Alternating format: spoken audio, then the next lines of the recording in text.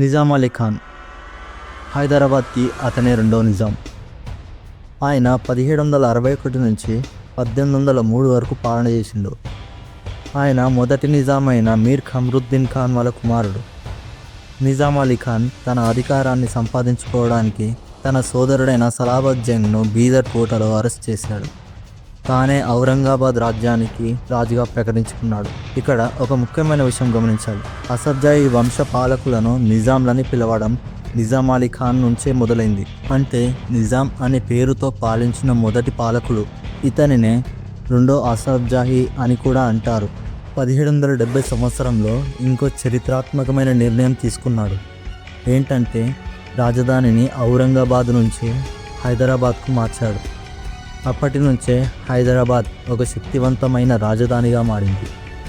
నిజాం అలీ ఖాన్ కాలంలో మైసూర్లో హైదర్ అలీ తర్వాత టిప్పు సుల్తాన్ పాలించారు. అంటే వీరంతా ఒకే కాలానికి చెందినవారు. 1790 నుంచి 1992 వరకు మూడో మైసూర్ యుద్ధం జరిగింది. ఈ యుద్ధంలో ఒకవైపు టిప్పు సుల్తాన్, మరోవైపు బ్రిటిష్లు, నిజాంలు, మరాఠాలు కలిసి యుద్ధం చేశారు. ఈ యుద్ధంలో టిప్పు సుల్తాన్ ఓడిపోయాడు. దాంతో 1792లో శ్రీరంగపట్నం ఒప్పందం కుదిరింది. ఈ ఒప్పందం ప్రకారం నిజాం అలీ ఖాన్కు కడప, బళ్ళారి, గుర్రంకొండ ప్రాంతాలు లభించాయి. కానీ నిజాం అలీ ఖాన్ రాజైనాక బ్రిటిష్ వారికి ఇస్తానన్న కోస్తా ప్రాంతాలను ఇవ్వలేదు. ఎందుకంటే నిజాం అలీ ఖాన్ రాజయ్యేసరికి అక్కడ ఆర్థిక పరిస్థితులు చాలా దీనంగా ఉన్నాయి. అయితే ఈ నిజాం అలీ ఖాన్ హైదరాబాద్ నిజాములు మరాఠాకు చౌత్ పన్నులు లాంటివి కట్టకూడదు అనుకున్నాడు. చౌత్ మరియు సర్దేశీ పన్నులు అసఫ్జాహీ సంస్థాపకుడు అయిన మొదటి నిజాం మరాఠా పేష్వా మొదటి బాజీరావుతో యుద్ధం చేసి ఓడిపోయాడు.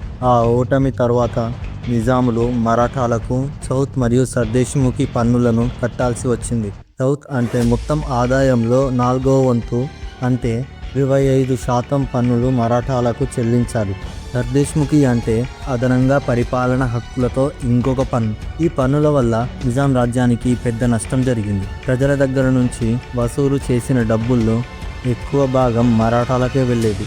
సైన్యాన్ని బలపరచడం కానీ రాజ్యాభివృద్ధికి కానీ సరిగ్గా చేయలేని పరిస్థితి. ఈ పరిస్థితి రెండో నిజాం అయిన నిజాం అలీ ఖాన్కు అసలు నచ్చలేదు. చౌత్ పన్నుల నుంచి బయటపడాలనే ఆలోచన అతనిలో బలంగా పేరుకుంది. మరాఠాలను ఒంటరిగా ఎదుర్కోవడం కష్టమని తెలిసి నిజాం అలీ ఖాన్ బ్రిటిష్ వారికి సహాయం కోరాడు. అలా చౌత్ మరియు సర్దేశముఖి పన్నుల భారాన్ని తొలగించుకోవాలనే ఆశతో మరాఠాలపై యుద్ధానికి వెళ్ళాడు. 1795లో జరిగిన ఖర్దా యుద్ధంలో మరాఠా పేష్వా రెండో మాధవరావు చేత నిజాం అలీ ఖాన్ ఓడిపోయాడు. ఈ యుద్ధంలో బ్రిటిష్ వారు నిజాంకు సహాయం చేయలేదు. దాంతో కోపం వచ్చి నిజాం బ్రిటిష్ సైన్యాన్ని తన రాజ్యం నుంచి తీసేశాడు. వారి స్థానంలో ఫ్రెంచ్ సైన్యాన్ని పెట్టాడు. ఆ ఫ్రెంచ్ సైన్యానికి నాయకుడు మైఖేల్ జోచిమ్ రేమండ్. ఈ సైన్యాన్ని ప్రజలు రేమండ్ పల్టాన్ అని పిలిచేవారు. 1795లో రేమండ్ హైదరాబాదులో గన్ ఫౌండరీ స్థాపించాడు. అక్కడే తుపాకులకు గోళీలు తయారయ్యేది. హైదరాబాద్ ప్రజలు రేమండ్ని ముసారాం అని పిలిచేవారు.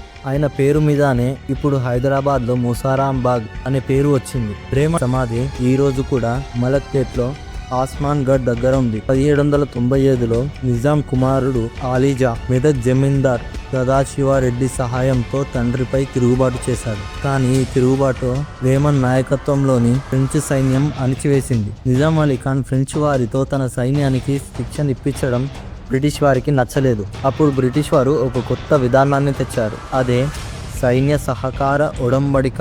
దానినే సబ్సిడరీ అలయన్స్ అని అంటారు. అప్పుడు మరాఠాల భయం పెరిగిన తరువాత 1798లో Nizam Ali Khan British East India కంపెనీతో సబ్సిడరీ అలయన్స్ ఒప్పందం చేసుకున్నాడు. ఈ విధానాన్ని ప్రవేశపెట్టింది British governor general lord Wellesley.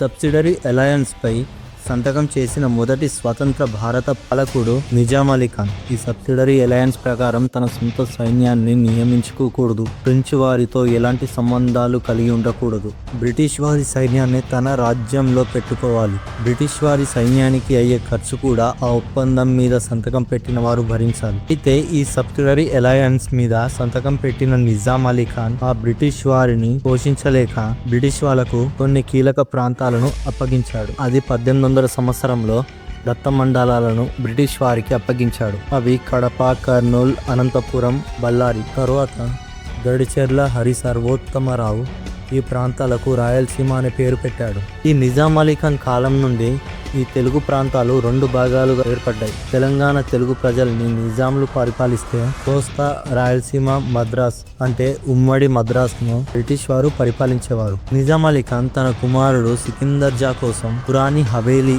నిర్మించాడు. దీనిని మసరత్ మహల్ అని కూడా అంటారు. ఈ భవనం యు ఆకారంలో ఉంటది. దీనిని యూరోపియన్ శైలిలో నిర్మించారు. ప్రపంచంలోనే అతిపెద్ద చెక్క అల్మారీలు ఇక్కడే ఉంది. తర్వాత ఇది మీర్ మెహబూబ్ అలీ ఖాన్ కు అధికారిక నివాసంగా మారింది. నిజాం అలీ ఖాన్ 1803 సంవత్సరంలో మరణించాడు. మళ్ళీ 1803 తర్వాత నిజాం రాజ్యానికి చక్రవర్తిగా వచ్చింది నిజాం అలీ ఖాన్ రెండో కుమారుడైన సికిందర్ జా. మనం నెక్స్ట్ ఎపిసోడ్ లో సికిందర్ జా పరిపాలన ఎలా ఉంది, తన కాలం ఏమేం మార్పులు వచ్చాయి, ఇవన్నీ నెక్స్ట్ ఎపిసోడ్ లో తెలుసుకుందాం.